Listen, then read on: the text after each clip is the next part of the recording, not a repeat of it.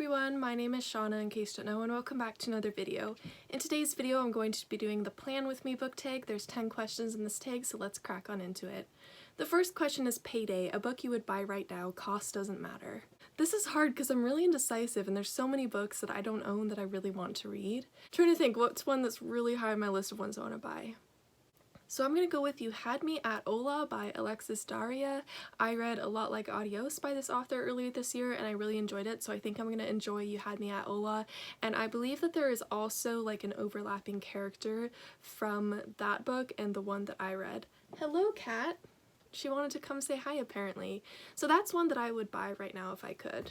Number 2, Pay a Bill, a book you would get rid of right now. So I'm probably not going to be getting rid of this one anytime soon. I have a really hard time letting go of books that I've read, and I have a hard time letting go of like any books that I own, like period. It doesn't have to be ones that I read or not. So I just tried to think like which one is one of my least favorite books on my shelf, and I came to the conclusion this one, 50 Queers Who Changed the World, a celebration of LGBTQ+ icons by Dan Jones.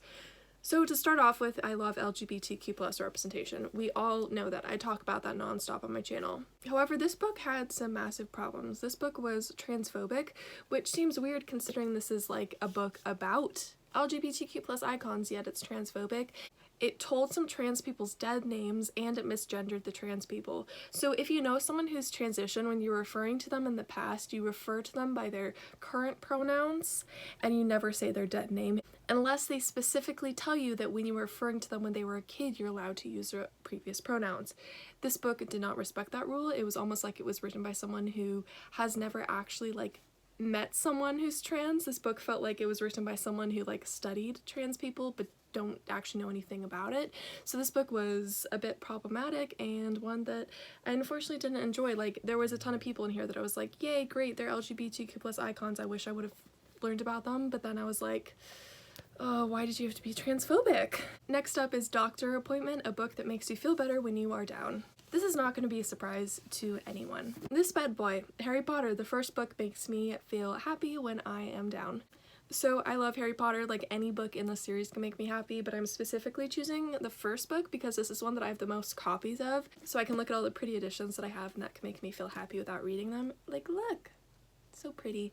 I really need to collect the rest of the house editions because they are gorgeous, but I've only collected the first book in both hardback and paperback of the Hufflepuff edition, but I need to go and collect all the other ones, which I will do at some point, just not right now. Number 4, Meeting, a book or series you felt obligated to read because of the hype. For this I'm going with A Darker Shade of Magic by V.E. Schwab. So first of all, I want to say I do like V.E. Schwab as a person, but unfortunately A Darker Shade of Magic was terrible in my opinion.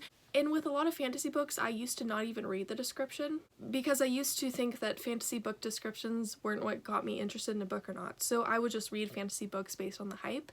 But unfortunately, I read A Darker Shade of Magic and I was like, oh god, this is awful. And then I read the synopsis and I was like, why did I think I would like this? It was just one that I felt like I had to read because it was so hyped up, but it was so disappointing and the synopsis didn't even capture my attention. So if I had actually used my brain and didn't just fall into the hype, then I probably wouldn't have read it. So Darker Shade of Magic is boring and one of the two main characters is so annoying and infuriating that I could not stand her. Number 5, Lunch Date, a book or series that you fell in love with because a friend recommended it to you. I don't actually have one of those. So friends don't recommend me books that often and I'm a mood reader, so when I decide to read a book it's because of my own mood, so it's not like a friend will be like, oh, go read that book and then I read it. It's like, no, I have to be in the explicit mood to read it. Dogs are so much fun. So as I was saying, I don't really read recommendations that my friends give me that often, and my friends don't even give me recommendations that often, and I'm actually more likely to watch something that someone recommends to me as opposed to read a book that someone recommends to me. So yeah, I don't have an answer for number 5. Number 6, Work/School Week, a book that was hard to get through. For this I'm going with Gear Breakers. I'm not sure who the author is off the top of my head, but I'll have like the cover somewhere on the screen so that you can see who it's by. So unfortunately Gear Breakers was a massive disappointment to me and it felt like a chore to get through, and I had to get through it because I won in a giveaway and I had it on NetGalley. So I needed to review it, and also like I try not to DNF books.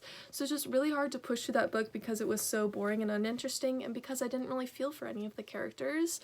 So yeah, Gearbreakers is a book that I think for sure will find its audience. People will enjoy it, but I am not that audience. Number 7, Gym Day, a book that gets your heart pumping because it was such an exciting page turner. For this I'm going with The Deceivers, which is the first book in the Vale Hall series by Kristen Simmons. This whole series is about a school for scam artists, so there is a lot of risky situations that the characters are in, and there's tons of plot twists, so it got my heart pumping and it will for sure get your heart pumping. Everyone please read this one. Number 8, Date Night, a book with your favorite romantic couple. So I'm choosing 3 because this is where the relationship gets the most intense in this series. This is the Article 5 trilogy, again by Kristen Simmons, one of my favorite authors. I love her so much. Ember and Chase in this series are such a beautiful couple, and I shipped them since the first book and since the first few chapters. They're so perfect for each other and they have so much chemistry and they've been through so much for each other that I just couldn't help but root for them on every page that I was reading.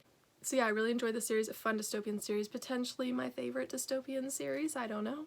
Number 9, Vacation, a book or series you'd want to binge on if you had all the time in the world. The Vampire Academy series by Rochelle Mead. So I have all of the books in the series except for the final book, which I think is the last sacrifice for something. So I picked up all the books at Goodwill years ago and I just haven't gotten around to reading it yet, and it's a really long series so I really want to binge it. And there's also a spin-off series, so if I do decide to binge this series I'll have plenty to binge.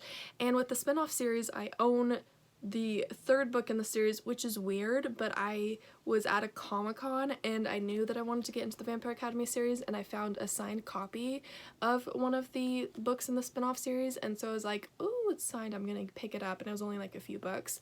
So yeah, I have the first 6 or whatever books in this series, and then I have the 3rd book in the spin-off series, so I really need to binge this series soon. Probably not this year though. Probably in 2022 I'll try that. And the last question is number 10, To-Do List, a book that you keep meaning to get to but don't have the time for. This bad boy, Afterworlds by Scott Westerfeld. So this book is thick, that's the major reason why. I loved Uglies by Scott Westerfeld when I read it when I was much younger, and so I've been wanting to read Afterworlds for a long time. I don't actually know that much about this book. It just was by the author and I found it at Dollar Tree, so it was only $1, so I picked it up. So I have been meaning to read this one for such a long time, just haven't gotten around to it yet. Maybe 2022 will be my year for it.